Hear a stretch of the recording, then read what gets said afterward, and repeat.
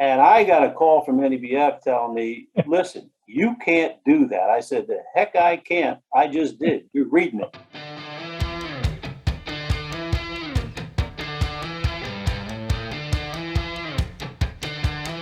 All right, everybody, welcome back to another recording of the Labor Thoughts podcast. Today, I am also not joined by Mr. Chuck Kelly. I have two very special guests with me, and we're going to be talking about a topic that's been pretty hot lately.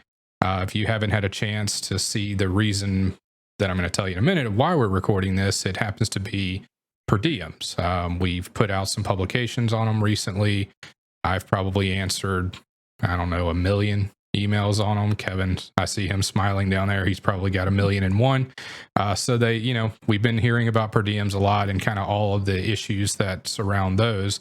So in a response to that, and coupled with the resources that we've put out, we also recorded a podcast, we being Jeff Fagan, General Counsel for NECA, and myself, where we kind of got into a little bit of the nitty gritty of how improper per diems could cause you some issues with your payroll and with your jobs and things like that.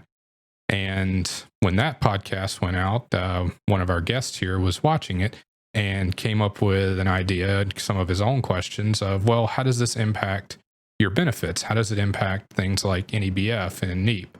And anytime we have a NEBF or NEAP question, we get the gentleman on your screen to my left here, but I'm guessing he's on my right, depending on how cameras flip images, Larry Bradley, to join in and give us some commentary as well. So you guys are in for a treat today. We have Kevin Tighe, the Vice President of Labor Relations and Field Services for NECA, and Larry Bradley, who I affectionately refer to as the guru of all things NEBF, NEAP, and FMCP. I know that's not your official title, but I really like it, Larry. But how about we just dive right in? So we talked about in the last podcast per diems, and I'll give you a quick refresher. A per diem is a stipend essentially paid to an employee when they're proper. It covers things like meals, hotels, anything incidental to travel. It can't exceed the amount that's put in place by the federal government, which can be found on gsa.gov. And typically they're proper when the individual sleeps away from their home. If you can't tick all of those boxes, you find yourself in the improper per diem territory. And when you land in that territory is when you start creating a lot of problems. I just summed up about a 40-minute podcast in that little bit of a blurb there. What I will say is if you're only listening to these, we do have a video component. And when you are watching the video component, we do have resources that come on the screen for you to refer to as well. I have talked quite a bit here, and I have not let my guests say anything yet. So I'm going to kick it to them just to give a chance to kind of briefly introduce themselves. I know I've already said their titles, but to kind of give just a few words as to why they're here today. So Kevin, would you like to say a few things? Thanks, Ryan. Appreciate it. We've been watching these Labor Thoughts podcasts go on now that you and Chuck started up, and it takes two of us now with Larry and I to try and replace Chuck. I know Jeff tried it, and we'll try it too. So everyone in the industry knows Chuck. I've known him for 30 some years as well, and he was the go-to guy forever. And we do miss him, but we're certainly happy to have you, Ryan, with us now. You're certainly filling those shoes, and we appreciate everything you're doing with that. The main part of what I want to bring up today, and we'll get into that, is we talked in the previous podcast, you and Jeff Fagan talked about the tax consequences and the overtime consequences of improper per diems. And what popped in my mind listening to that very informative podcast, and if you're at this podcast and you haven't heard the previous one, I recommend you put pause on this one, go hear the other one. I think it was about a 30-minute podcast, and it's filled with lots of great information.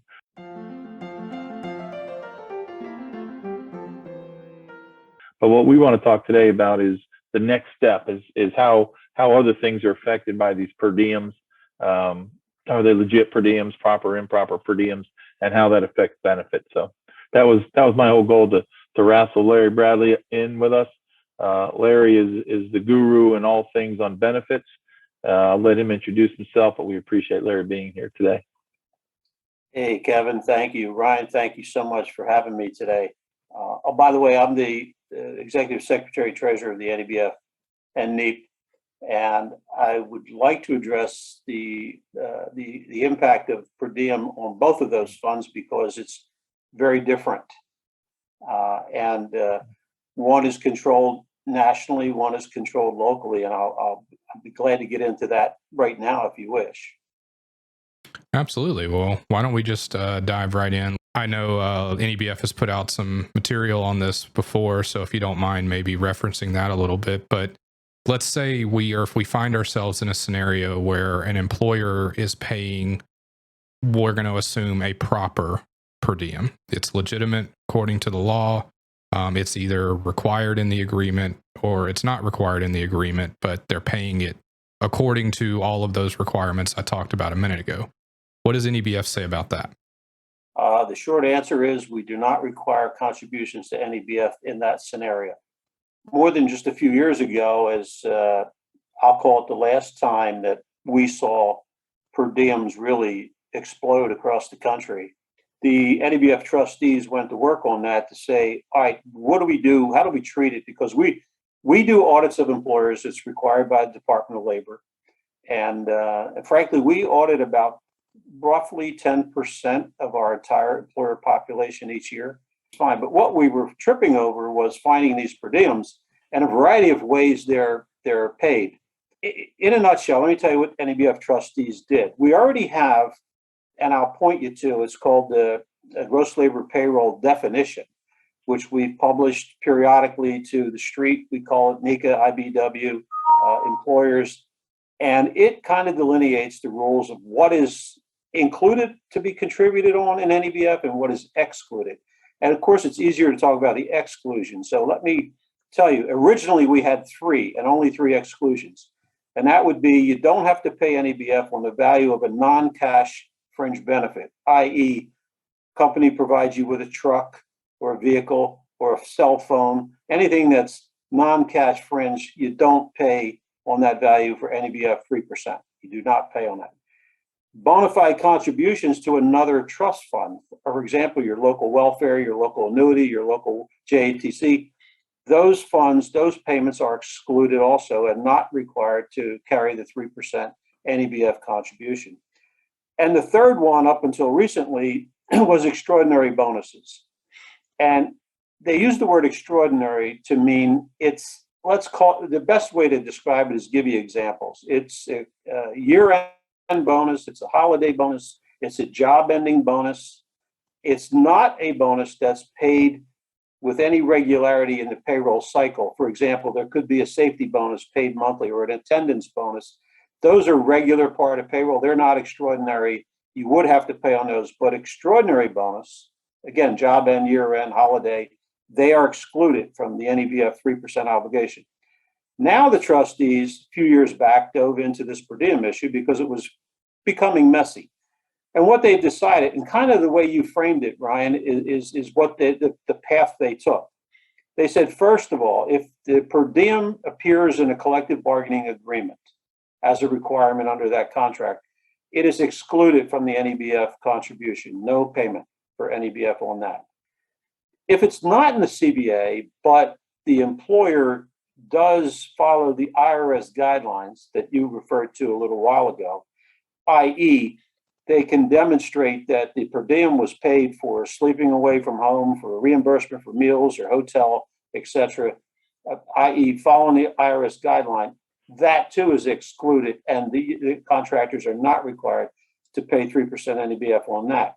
And again, this is always in an audit scenario where if NEBF is exposed to this. So we're auditing a contractor, and let's say none of the above is applicable. But if the contractor can otherwise demonstrate to the auditor that, look, this genuinely was a reimbursement for expenses made by that person, my employee, if they can demonstrate that somehow, we'll exclude it in that scenario as well.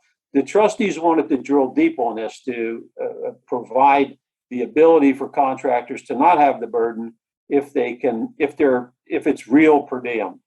And we took those 3 steps in the contract, following the IRS to the letter, or otherwise can demonstrate that it is truly a reimbursement, i.e. per diem. we would exclude the NEBF contribution requirement. Now, Larry, on that exclusion on the real reimbursement, you don't live by the guidelines on the GSA.gov site in terms of the limitations of what a per diem reimbursement can be, correct? Correct.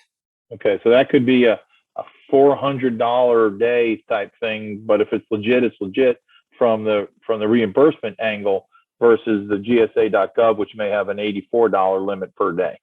Right. That's a great point, Kevin, and you're correct. And even the gross labor payroll definition document does call out, though, that even just because NEBF says we'll accept that it's excluded based on, for example, what you said, not some list of what's acceptable. Contractors should be careful to check, that they're with the IRS regulation, because that trumps us. Contrary to NEBF, NEAP's a different animal, because what we say about NEAP contribution, the NEAP trust document requires that every classification where NEAP is in an agreement must receive at least 25 cents an hour contribution minimum. Beyond that, it's up to the local parties to decide collectively in their collective bargaining.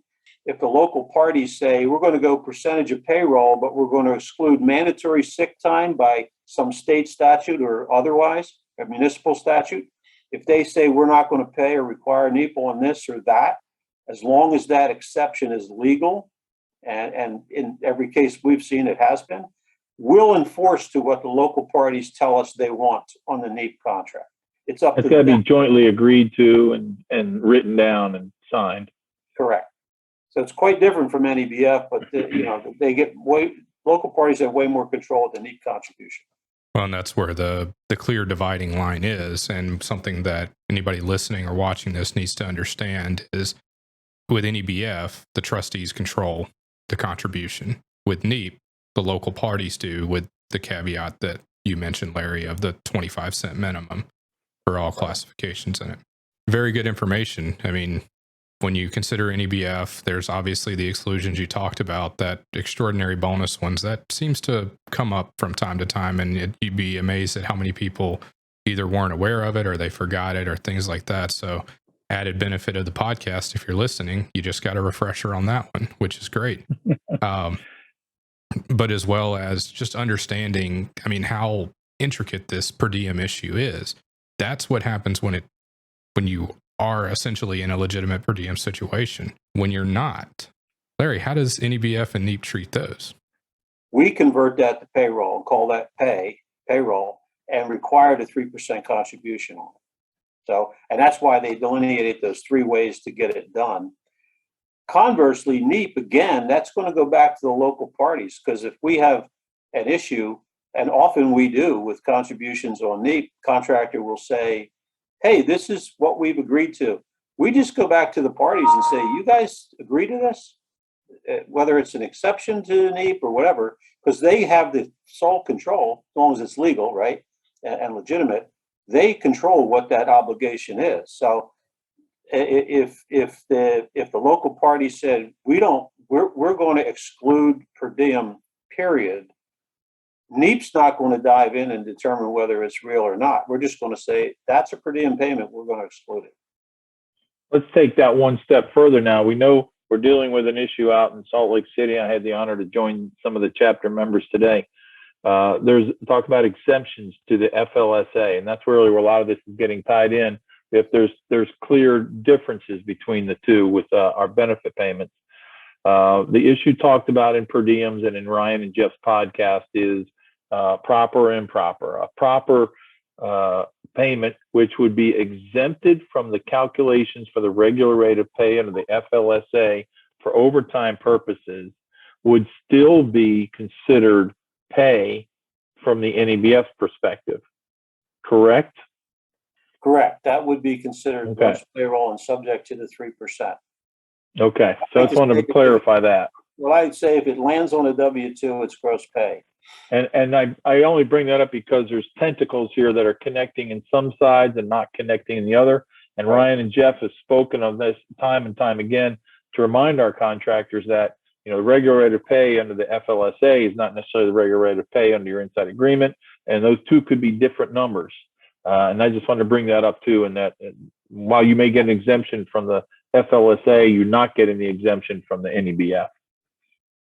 And just to clarify for those that are listening in, the scenario that Kevin is talking about, I edited that entire podcast. You'd think I'd remember, but I don't believe we got into it in an extreme depth. But just as a quick overview, what he's referring to is essentially not taking a per diem payment, or not calling it a per diem payment, but making it an incentive to work overtime. So if the individual works more than 8 hours in a day or 40 hours in a week, then they get X dollars, whatever it happens to be. But if they don't work it, then they don't receive it.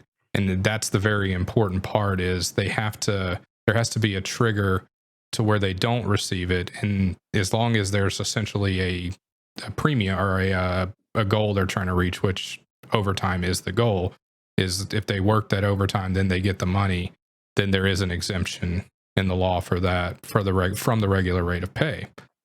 Not to be confused with it being exempted from NEBF, because even though it's exempted from regular rate of pay, NEBF still considers it as payroll, and therefore the 3% contribution would be owed on it. I want to dig in a little further, since we're playing Ask Larry here.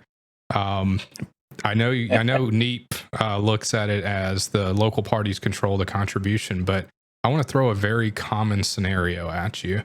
So in a situation where NEAP language is in a contract and the parties have worded the contribution as Y% of gross labor payroll, would you guys then more or less default to how NEBF sees gross labor payroll if you find yourself in an audit situation, or do you still do that very in-depth, what did the parties agree to type analysis?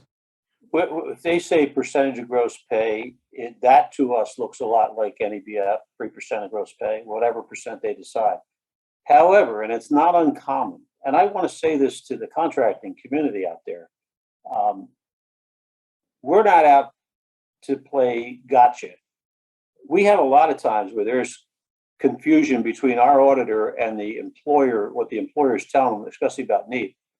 We will always go back to the parties and say, what did you intend here? Sometimes it's subject to, what did they intend? What do they mean by this? Because it's not always crystal clear, as you know. One of the craziest things you ever heard was, let's get it in writing so we all understand it. No, right? So you'd be probably surprised at how many times we'll go back to the local business manager, chapter manager, and say, hey, we've got this contractor with his, foot stuck in the door with us, and he's saying X, but we just want to confirm that's what you intended, or that's what this language means. And most of the time, I say, yep, that's what we meant, and we walk away from it. We say, oh, we got you, because again, they have the control there. And there's an occasional time where they don't agree, and that's where Larry has to say, we can't, by mandate, we can't be involved in the labor relations. You guys have to figure that out, labor management, and tell us what you mean or what you want, especially relative to NEAP. And Larry, tying in that the steps that you take, I think it's important that we bring out in this discussion.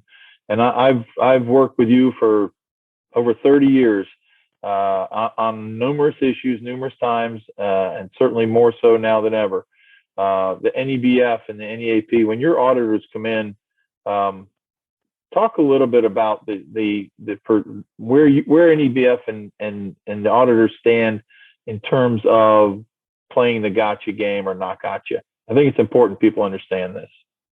Well, we started probably 10 years ago to monitor feedback from contractors, actually ask contractors to rate the audit and the auditor. And frankly, I'm surprised at how many contractors actually do it. And sometimes they'll compliment the auditor. Sometimes they'll say, he was or she was a whatever, fill in the blank, pain in the rear. And based on that, what we determined very quickly was we needed to set up our own little charm school for auditors and tell them, look, we're going to hold you to a certain standard. First of all, when you show up at a contractor's shop, you're not welcome.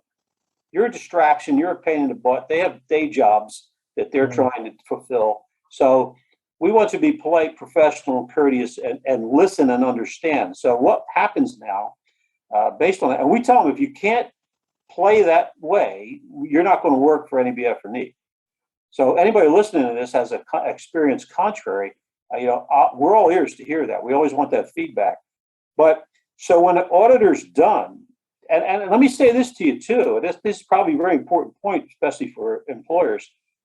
Auditors don't always understand the local collective bargaining arrangement, agreements, understandings, interpretations. So they come in with a fixed mindset of what they believe the rules are.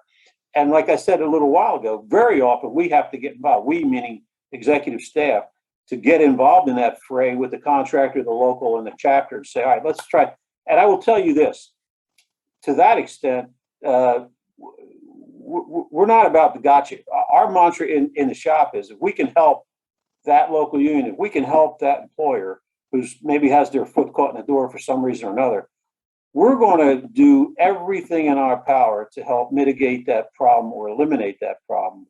And I think we've been effective at that. But, anybody that's written a check on an audit, may have an issue with that. But we're trying to present as a professional face as possible to the employer. And then once the audit's done, there'll be a review with that employer and the auditor. They can talk it out to say, look, here's what we found, Mr. and Mrs. Contractor. And then they have a conversation. Oftentimes that conversation is translated back to our shop to say, hey, we found the following. Here's what the employer is saying. We can sort through a lot of that very quickly. And again, sometimes it lands on, hey, there's a dispute here. Let's contact the local parties and resolve it. But we're always doing it with a tilt, not to hurt a contractor, not to hurt anyone involved in the process, but to try to help them. I think it's important for people to know that your background is from our industry. You were a chapter exec at the Penndale, Jersey chapter. So, you know all sides of this operation of our industry.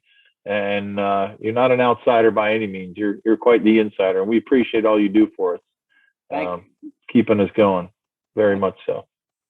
Something that we really haven't talked about, and I'm just going to spend just a minute here, is your local fringe benefits. So your local pensions, your local health plans.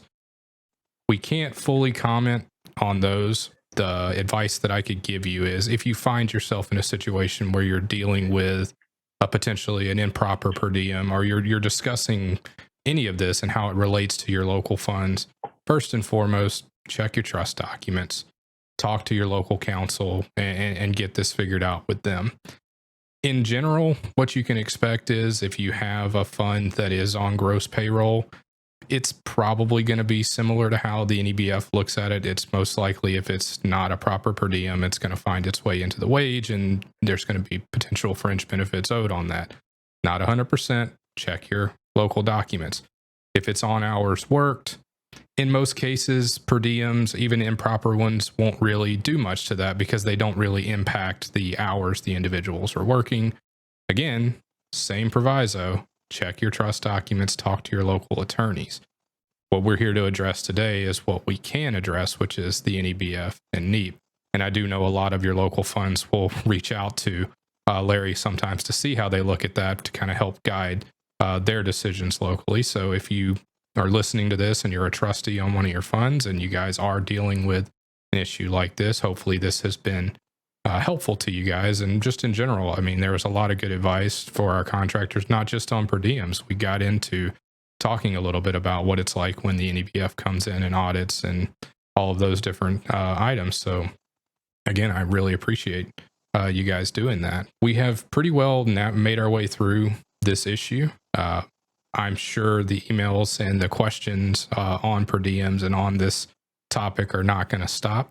And they shouldn't. We should continue to address these with our chapters and with our contractors and continue to provide advice. But hopefully this podcast will provide a little bit more information, a little bit more clarity, especially when it comes to how the NEBF and how NEAP look at this. I want to take just a moment here and say thank you to Kevin and thank you to Larry for coming on and lending your knowledge today. It's greatly appreciated. I really appreciate you guys taking some time out of your busy schedules to come on and talk about this incredibly important topic. It is. Before I sign off today, I do want to hand it back to Larry. Do you have any closing comments you'd like to make? I do. I'd like to tell you a quick story as a former chapter manager in Pendle, Jersey, Philadelphia area.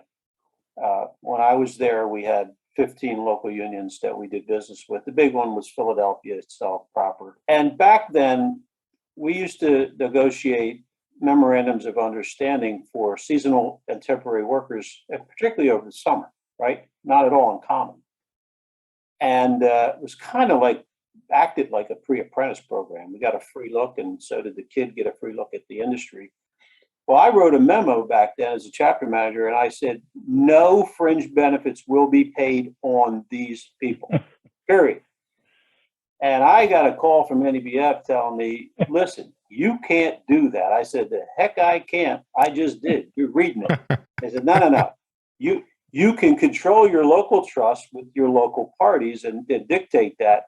To your point, Ryan, there's the nexus isn't really there necessarily, because I often hear from people say, well, no, our agreement says we don't have to pay NEBF or we don't have to pay NEAP on this or that. Well, NEAP's different. NEBF on that.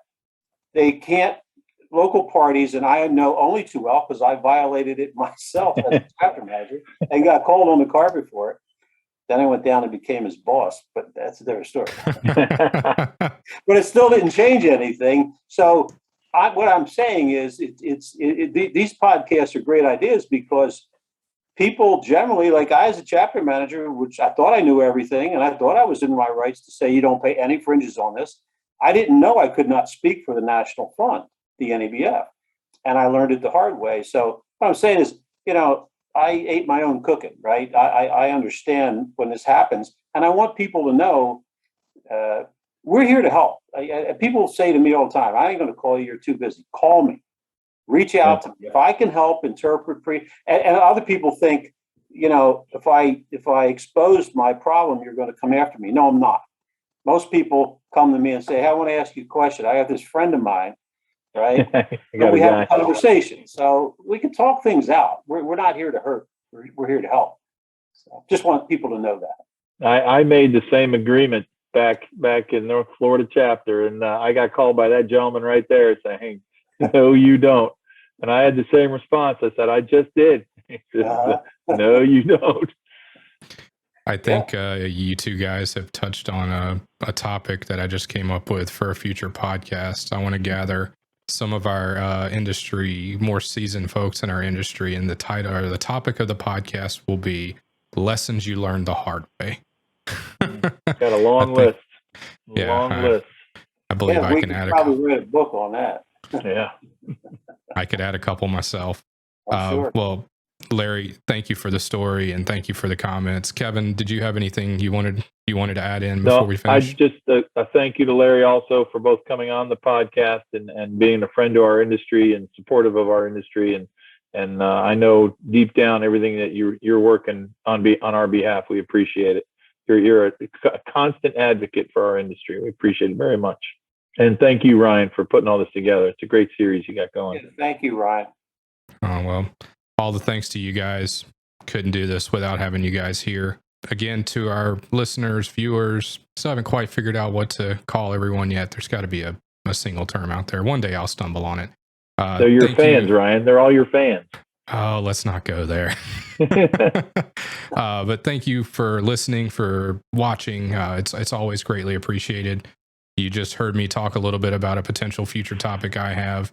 I throw this back to you guys as well. If there's a topic you want us to cover, if there's something you want us to kind of dive into and have a discussion about, or there's something you want to come on and talk about yourself, the door is always open. Reach out to me.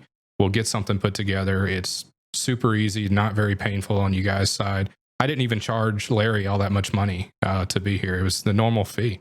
Yeah. So, but again, just let me know. But thank you again to Larry and to Kevin, and I hope everybody really got some benefit from this, and I will definitely see you guys on the next one. Have a great day.